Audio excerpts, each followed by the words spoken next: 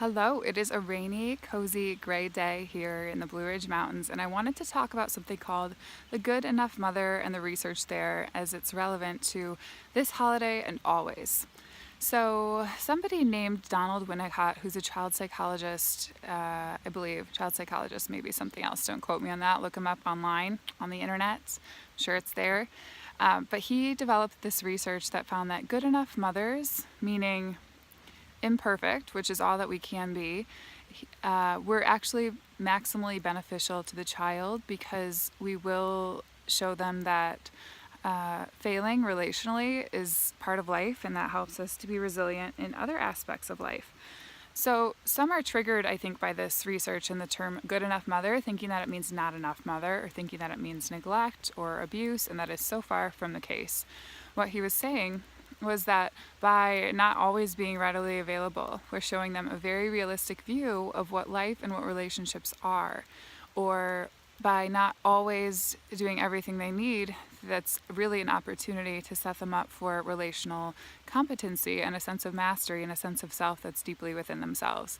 So, this good enough mother research was all about supporting parents to realize that good enough is absolutely good enough, and it might actually be the best way of being for kids. And for occupational therapy, which is what I do, we're always looking at ways to promote problem solving and creativity and sense of self, because that's where our original ideas and really the zest for life comes out. So when kids don't have the opportunities to explore or be on their own, it's really limiting a lot of cool things that can happen. So something to think about is it isn't just that we are intentionally failing kids. It's really the things that happen in everyday life where we're not available, or we can't help out, or we need them to wait, or there's something wrong that's happening in our lives, so we're not as available for them as we would like to be. So it's not intentionally doing these things, but it's the natural flow of life and accepting that good enough is just about all we can do in any relationship in any moment. And in early childhood, yes, the goal is to scaffold and the goal is to support them through these moments in a way that feels just right to them. So it's not a challenge that they can't manage, which I think is a really important detail of all this.